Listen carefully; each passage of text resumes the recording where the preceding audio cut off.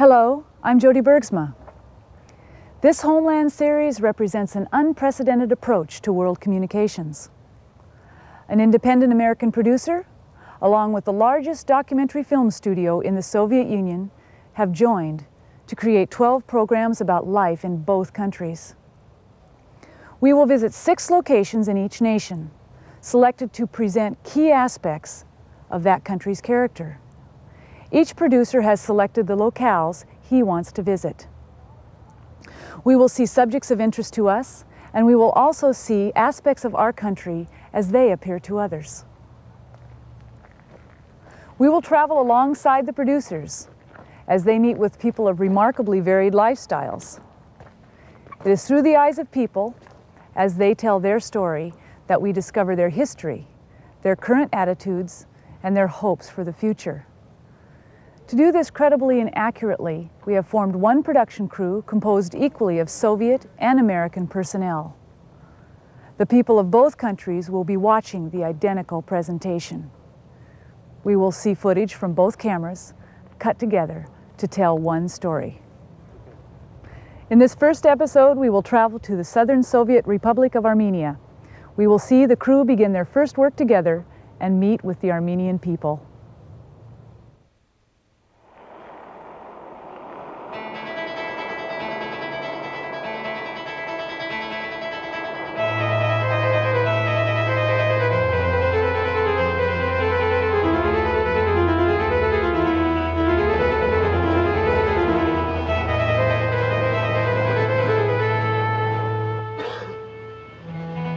I am Stanley Maliginodal, and I live in Washington State.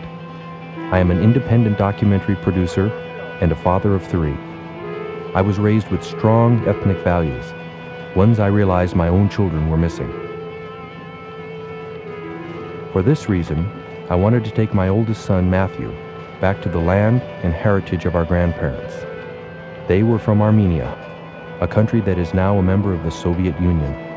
And to understand Armenia, we must begin to learn about the Soviet Union. This desire to learn has developed into an international joint production series, with Alexander Andreev as my Soviet counterpart. We will be using a Soviet camera and an American camera to produce a film in only one version for the viewers of both our nations. We have come from our American homes to the Soviet Union for our first shoot. We know that Armenia is a republic in territorial conflict, and that we will face unforeseeable problems here.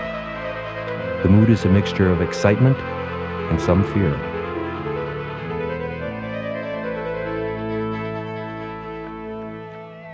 I was an Army tank captain for 6 years, and I trained to fight the Soviets, possibly right here.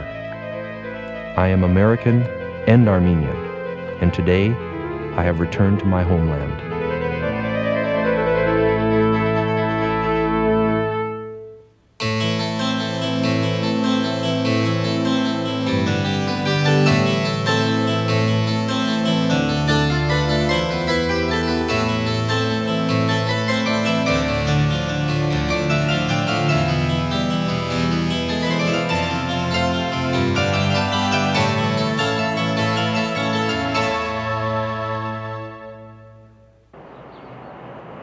Yerevan, the capital of Soviet Armenia, a city that lies beneath historic Mount Ararat, the site of the ruins of biblical Noah's Ark.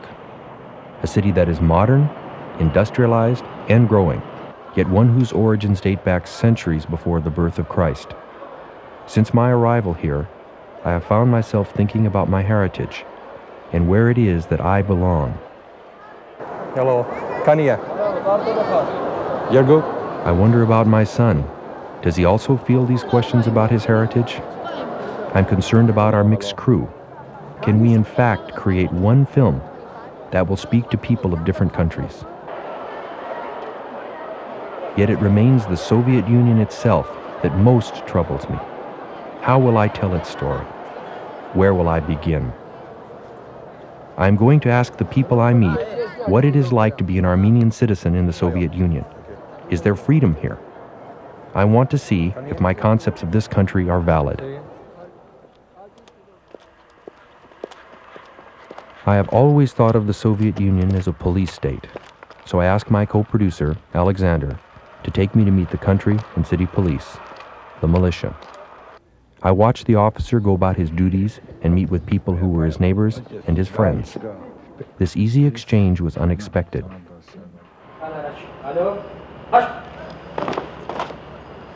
Alexander seemed irritated at my requests for these visits. As in most countries, the role of the police is to keep order. It is the same here with our village and city militia. I was puzzled by Stanley's insistence on visiting them. Why, I wondered, when we have this whole beautiful country to see, did he want to spend a day with the police?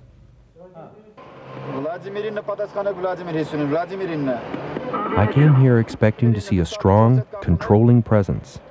I was searching for this. What I did see was not much different from my own hometown. Some of my own preconceptions did not match what I was seeing.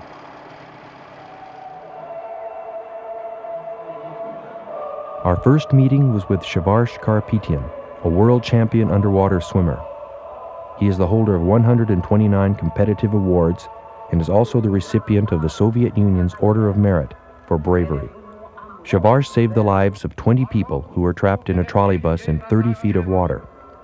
Through his repeated dives to the vehicle, he permanently damaged his health and ended his competitive career. He struck me as a modest and humble man who now volunteers his time to the teaching of children's water sports. Matthew and I had met him for lunch a few days before, and he had asked Matt if he would like to learn to scuba dive. My son's response required no translation. Shavash grew up in a volatile part of the world. His small country borders on Turkey and Iran, and has suffered a long history of conquest and genocide. He spoke to me of the relationship between Armenia and her sister republics, of religious differences and historic territorial disputes. We are free in our life and activities.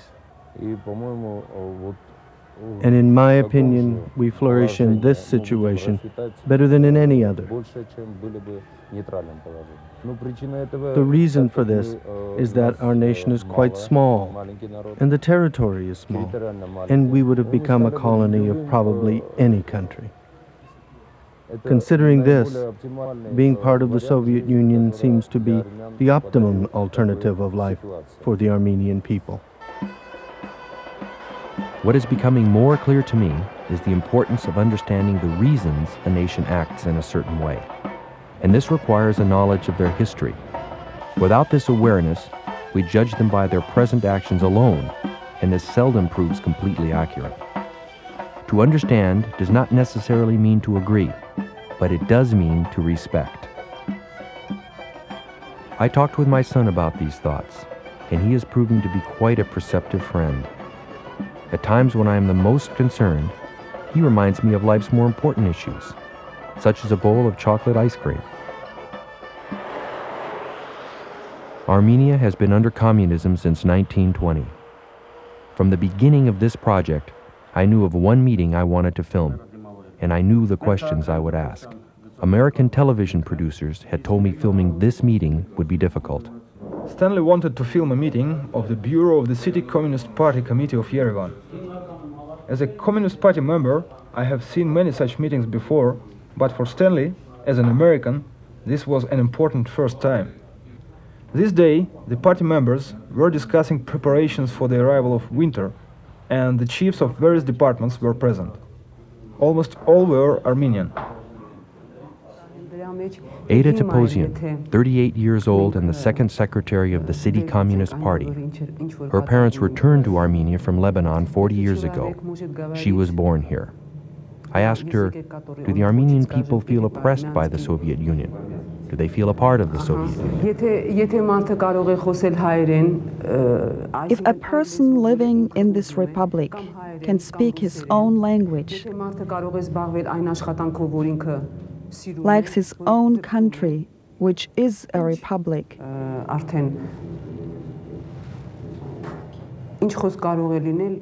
at the same time likes his neighbor, the Soviet Union, then how can we speak of oppression in this case? So you're telling me that the average citizen on the street is pleased to be a part of the Soviet Union. Is this the way I should interpret this? He considers himself a member of a republic that is truly independent? Ես կարող եմ դա իհարկե վստահությամբ ասել, I'm absolutely sure of the things I say. This is not just my personal opinion, but other people too, especially older people. You are saying that we possibly do not have our own state, a republic, just because we're all part of the Soviet Union. People here would not understand this question as you put it. Many of the questions I have been asking concern the difficult concept of freedom. We Americans place our freedom above all else. We have fought and would fight again to defend it. We see freedom as our basic right to worship, speak, vote, and travel. In essence, our right to be independent. To the Soviets, it means something quite different. We Soviet people are also free. We are free from concerns about our employment, medical care, and education. We are free from many insecurities. This is the strength of our system. This does not mean we don't have problems. We have many, such as a huge bureaucracy and an inflexible economic system. The challenge for both countries remains to use our unique strengths to solve our own problems.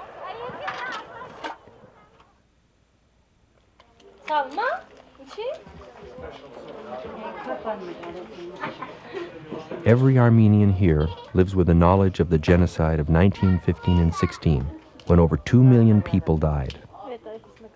There are few alive today who lived through those times. This day, we came to the home of one of the survivors. Julianne Kazarian is 93 years old and is known as grandmother to over 60 grandchildren, many of whom she helped to raise. She walks miles each day to gather and prepare her own food.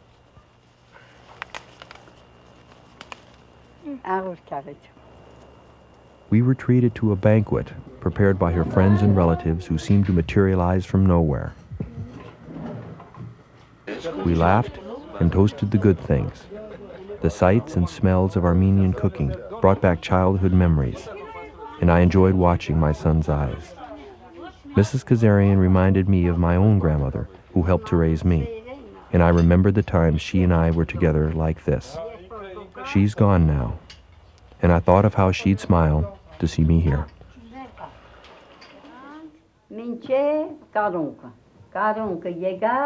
After our meal was over, Mrs. Kazarian spoke of the nightmare she had seen long ago. During our talk, she actually seemed to come and go from the room, as if she were visiting old graves. There was never a day when a child of some family did not die. All of them were buried just under the stones because there was no material, no place to bury the dead. Each step on that land meant a grave of some Armenian. The following day, she took us to visit the memorial honoring the genocide victims. She told me she will always remember the past, but today she lives with a different feeling inside her. She said that we have suffered much, but now we know for sure that no one will come and ruin us. We can keep going our own way. May God save us, she told me, from a repetition of these events.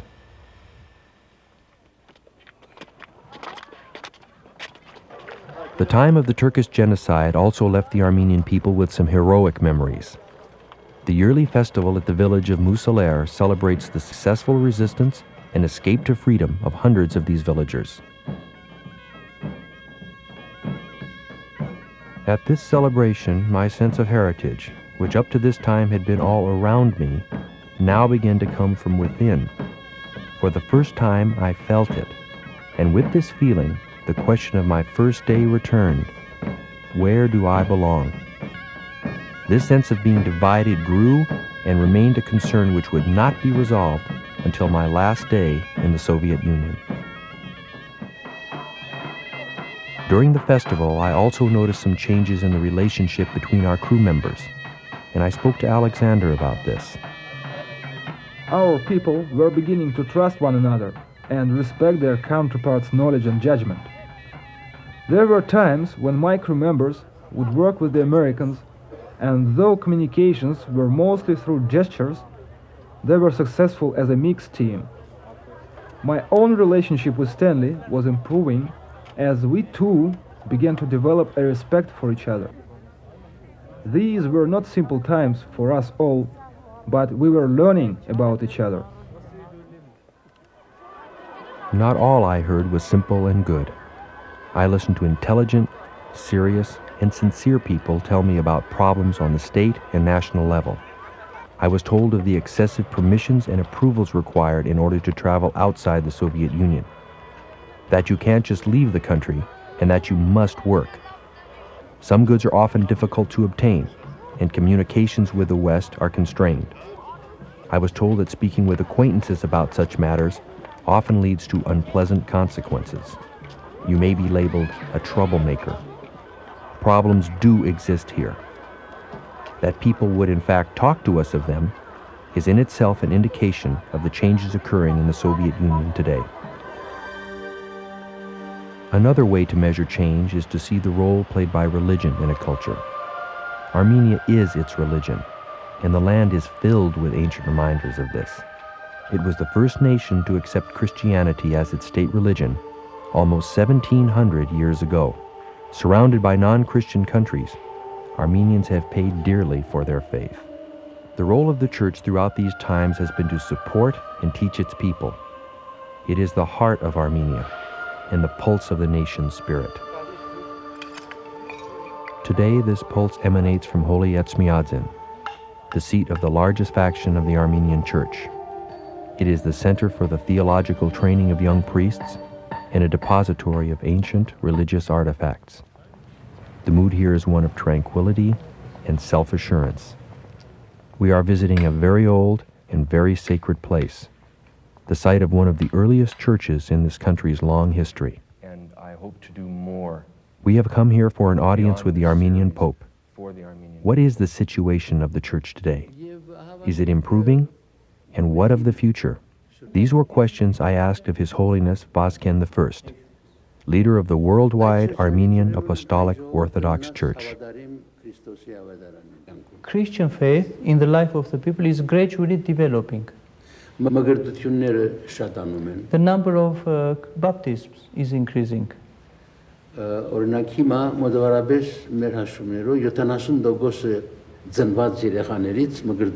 For example, now with our statistics, almost 70% of the children born are baptized in the Armenian Church.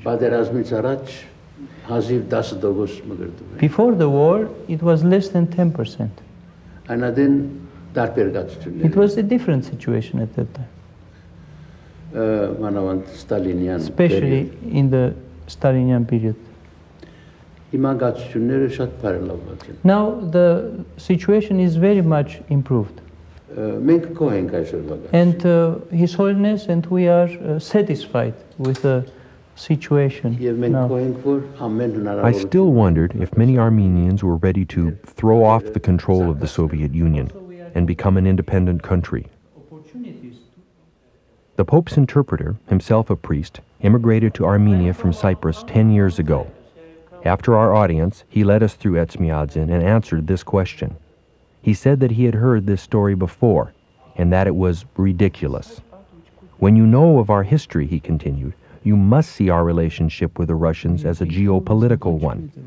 Considering all, it is the best situation for us, and one we can work with. We can grow now as part of the Soviet Union. I asked the father about historical persecution and how this affects people's attitudes today. It was always a war to preserve our own nation, our culture, our faith, our religion. So this is maybe one reason we have been good Christians. We have lost so much of what we have been in historical times. We are now, as His Holiness said, one. So it's like you lose all your fingers of your hand and you are kept with the little finger. This little finger Armenia is left with represents only about 1/8 of its former size. The father told me that Armenians are patient, yet one day we will see our people reunited. Oppression and warfare have shaped Armenia. It is our last day here, and we have come to an old village in the hills. It exists today as it has for centuries. Close to 500,000 Armenians were casualties of the Second World War alone. The effects of this historical loss to warfare are visible in the attitudes of the people. They are wary, but quick to love if you can prove your sincerity. They are ready to grow now, and to demonstrate as a people how much they can accomplish. The Soviet Union as a whole lost more than 20 million people and were devastated as a nation by World War II. During my time here, I have seen how events like these have dominated the direction and nature of the Soviet Union. I've seen how important it is to appreciate the Soviet Union's past before I can begin to understand its present character. And given the new respect this insight brings, I feel even better equipped to continue with our film series. A traditional dinner and a time for celebration. Our bus ride and my concerns of that first day seem distant now. I no longer doubt the ability of our crew to work together. Alexander and I have found a common purpose, to tell an accurate story, and this goal has carried us through our differences. My son has seen much, and I hope that he has found respect for other people as well as for himself. I know today that I belong to both America and to Armenia. I feel at home in the United States and in the Soviet Union. It is my resolve, along with Alexander and the rest of our crew, to continue to tell the stories of our people. In this episode, we visit Northwest Washington State with the Soviet producer on his first visit to America. He has come to find out what Americans know of the Soviet Union.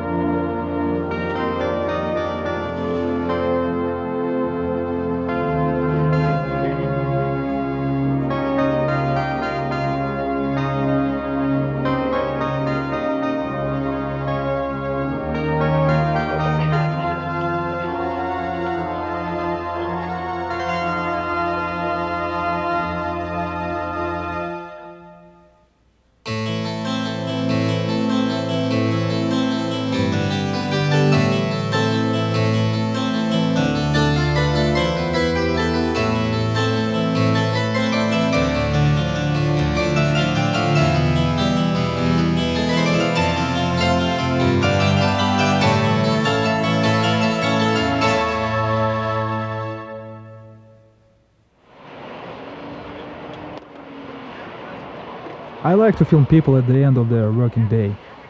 At this time they have a special look, and I always try to guess what they are thinking about. Throughout the world, people are concerned with their family, children, happiness, their country, and yet at the same time all of us are quite different. Looking into the faces of Americans, I am trying to understand, how do contradictions between people arise? What makes one people see an enemy in the other? With the desire to get an answer to this question, I came to the United States, to Washington State and the city of Seattle. I was interested by the differences between Seattle and Moscow, architecture and transportation, but even more surprised by the similarities of the people. I could meet any of these people in any big Soviet city, and the tempo of life here is just as swift. These things are universal. In contrast, 60 miles north of Seattle lies an area known as the Skagit Valley. It is the home of loggers, fishermen, farmers, common Americans. It is also home to my friend and co-producer Stanley Odell. On his invitation, I came here with my daughter Masha. While becoming acquainted with the area, some thoughts began to come to me. I realized that nations do not seem to be able to look at themselves in a mirror. They seem reluctant to see and understand what they appear like from the outside. It is my hope that my meetings with American people, the reason for my coming halfway around the world, will help me to better understand not only them, but my own country as well.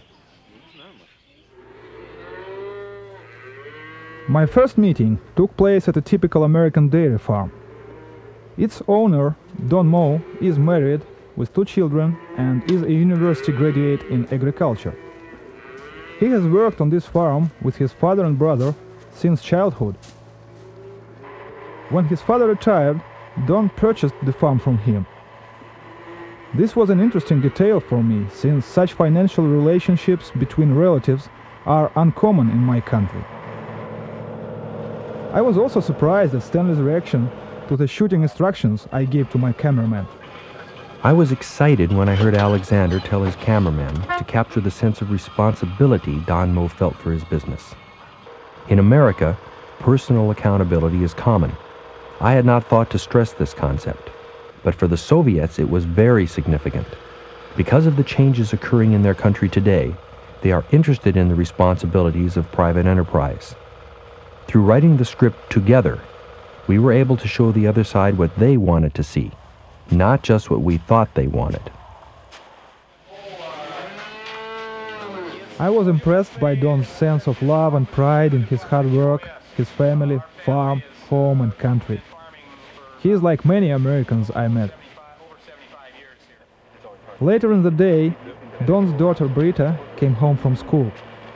Stanley and I were watching the girls become acquainted and recalling the first days of our work, our mistrusts and arguments. And our misunderstandings. I thought of how many hours we wasted in argument, only to find that we had simply misunderstood each other, that we had not or would not open ourselves to cooperation. During our day at the farm, Don was working, as we say, without unbending his back. So, when we all gathered in the evening, I had only one question to ask. Мне бы хотелось знать, что они знают о Советском So I Союзе. would like to know, what do you know about the Soviet Union? Very little. What we read in maybe Time magazine or Newsweek and U.S. World Report, and once in a while we'll see a good program on TV. I feel I know very little about the people in the Soviet Union. I know very little, but I would like to find out a lot, because it seems very interesting to me. After this first meeting, I wondered if perhaps this particular lack of knowledge might be the root of our misunderstanding. Another meeting, this time with a family of an entirely different social status. I wanted to see what these people knew and felt about my country. Ray Houchin is a retired international airlines pilot, a man who has seen much. He lives with his wife Joan, who is a former member of the Washington State House of Representatives and is currently active in the Republican Party. On the day of our visit, they were entertaining their friends, Dr. and Mrs. Hunter, a common and friendly American weekend.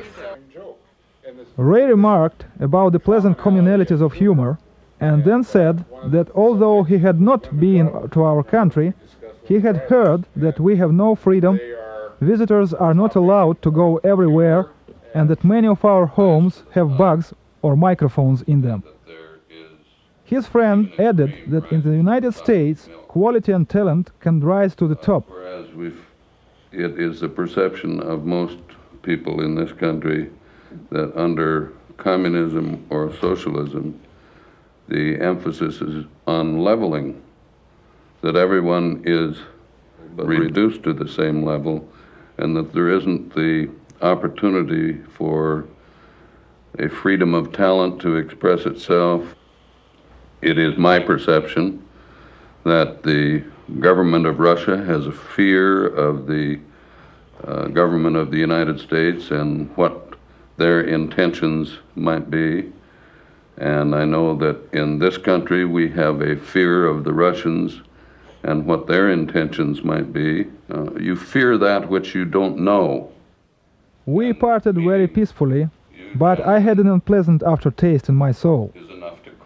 Why did these intelligent people, who have seen so much, have such a wrong, frightening idea about my country? Why are they afraid of us?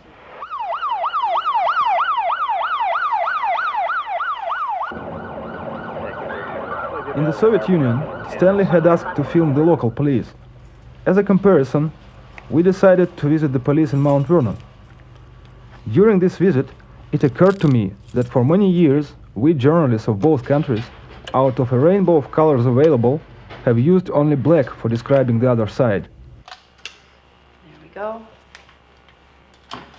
We told our people only parts of the truth, and so their opinions and their fears were formed. As an example, I knew a lot about the struggle of American police against the mafia and drugs, but very little about them dealing with such commonplace and even funny situations as a girl locking herself out of her car. This was a new color for me.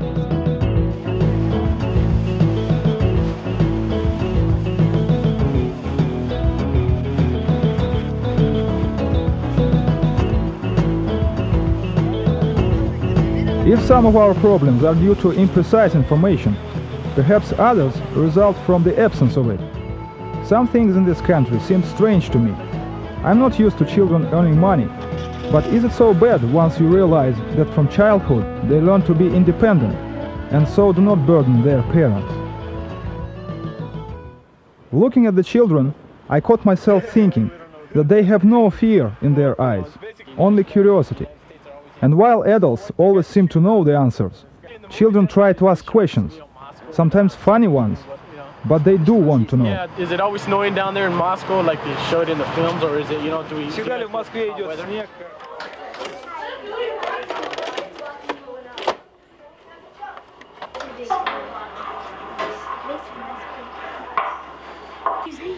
Allen Grade School, and the students see for the first time a day at a common Soviet school. Stanley told me in Moscow that we would surely visit an American school.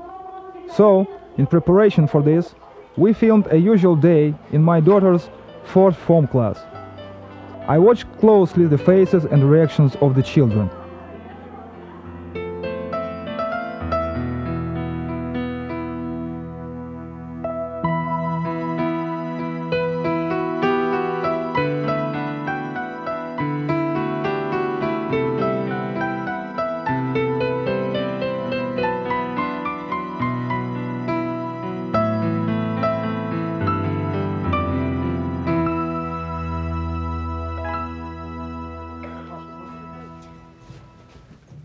When the tape finished, we were showered with questions. It seemed to take so little information to open their minds. Do you have any computers in your class? Do you celebrate holidays at your school? What do you eat for your meals? What do you think about America so far? Do you like it? While looking at and talking with these American children, I kept recollecting a story which Stanley told me. After my son Matthew and I returned from our filming in Soviet Armenia, I asked him what changes he had experienced. How differently did he see things now? He thought a bit and answered, "Dad, you are older. You were changed. I just learned." Yes, children do not need to change. They are as they are. They need just a few minutes in order to become friends for the whole life. They do not have behind them many years of distrust, fear, and contradictions. Whether this friendship is really for the whole life depends on how we bring them up and what we teach them. And then we can write our ABC down. And you can write it. I pledge allegiance to the flag of the United States of America and to the republic for which it stands, one nation under God, indivisible, with liberty and justice for all. How many stars do we have in our flag? 50. The life of Denise Zamora is not simple. She teaches her children herself because she considers that there is no God in American schools. She gives piano lessons, cleans the houses of her neighbors, and makes her family's clothes. How do you say I love you? I love you. Very good. Okay, well, thanks, Isaac. And here's an adult urchin here. Her husband, Sam, works intermittently as a construction worker and helps with the children's education. Let me see if I can focus this in for you. Easy day. Having learned about our project, she called us and offered to meet. We hate communism because it's totally contradictory to everything we understand, everything we stand for. It's foreign to us, you know, and we think, whoa, that's pretty heavy. But we love the Russian people. Speaking for myself again, speaking as a Christian woman, for one, anything that is anti-God to me has no place in my life, okay? And we're talking bottom line here, okay? Let's be very frank, okay? And respectful and frank. Bottom line is that it's definitely ungodly. Communism, compared to the essence of liberty, of freedom, even when you don't compare it, it seems to be not as accommodating to human nature. I haven't studied it in depth, but what I know about it does not attract me as just the human being. The best we can do is try to learn to respect one another. We can have treaties, we can play this game all the day long, but unless people are going to say, you're different from me, I respect you. You are different from me, I respect you as well. And as long as we don't have aggression toward each other, I think we'll be able to hold off. But there are Denise's beliefs were so strong. I thought that Stanley, as an American, should answer the next question. Do you, since you've been over there, do you believe that the Russian people love us or could lovingly tolerate us as well as we might them? Yeah, more so. I think they're much more accepting of us and as a people have a stronger desire.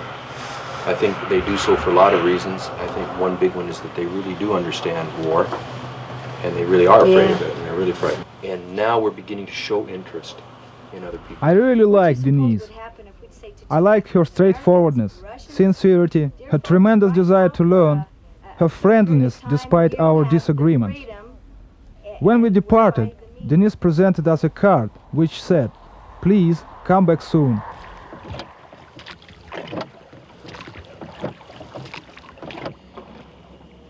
Steve Hopley is a fisherman. He works alone. Well, I went into the military in 1971, had draft notice in hand.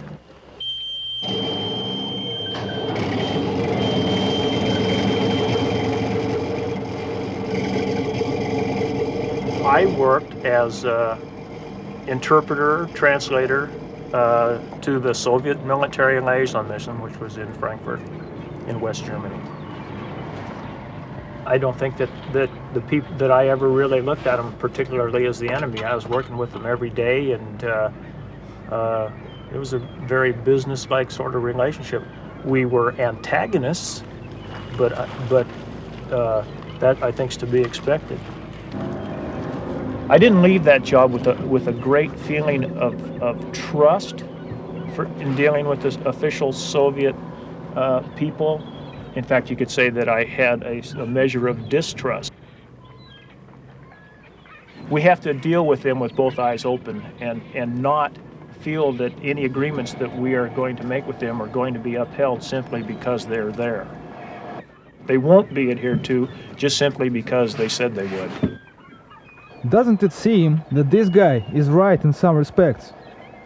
Have always the actions of my country in the international arena been irreproachable? Have we always been flexible enough in relationships with his country? For a long time, both of us have been guided by the principle that what is bad for one country is good for the other. I wanted to know more about Steve's love for his homeland. We're real lucky. We're in a temperate zone. The weather's pretty decent, and it's a beautiful country. And and it's peopled by good people. Those are the things I love the most about it, the people and the land itself. But basically, I asked Steve what he would like to say to the Soviet people. У вас великая страна, очень хорошая, по-моему. Вы имеете You have a great and good country, in my opinion. заниматься свое место в мире. And you have earned the right to occupy your own place in the world. Не надо быть такие There should not be distrust and difficulties between our countries. This will require much work. Yes, we have much work to do. We Soviet people want people in other countries, especially the United States, to think of us positively, at least with respect, and we get frustrated, offended, and outraged when they do not. We should look truth into the eyes. Many people in this country do not trust us, and this cannot be wholly blamed on American ruling circles. There is much to do, and also much to undo.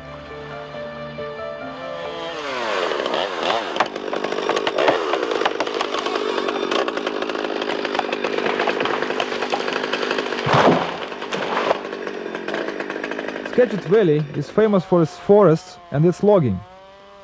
Many people we met here were proud to tell us that they used to be loggers because in this area it is a symbol of strength, simple natural life, and straightforward talk.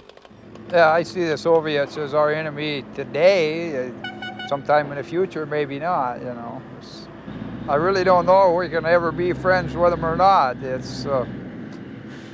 I'm not in a position to really know. It would be nice if the world could be at peace with each other one of these days, all the different countries. I see the Soviet Union just as another country. They're people just like us trying to raise their families and make a living. They have different beliefs maybe, or different way of life maybe a little bit, but I think basically they're about the same. Myself, I know very little about them, and I watch TV or read newspapers as much as the next guy. We have to look just not like that's Russia and this is the United States, but it's our planet, you know, as a whole.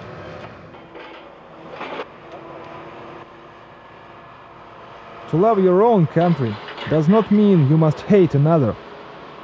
Any movement towards understanding benefits all of us. During the production, our trust increased as we allowed ourselves to move closer together. I hope they're our friends, you know. I don't want to ever go to war or nothing. You know, two superpowers, there's never going to be a winner. I think it's individuals and the government, everybody. We all got to try. Right?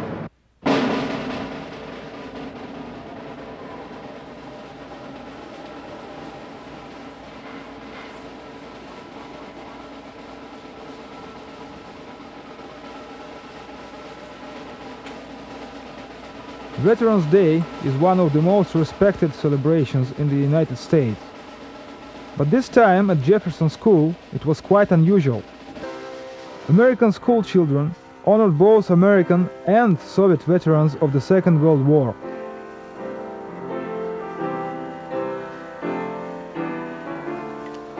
For many people in both countries, our friendship during the war is a symbol and an example.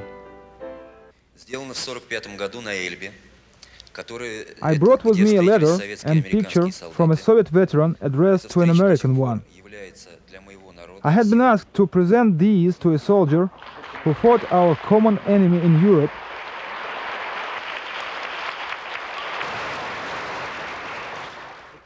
in respect for old memories.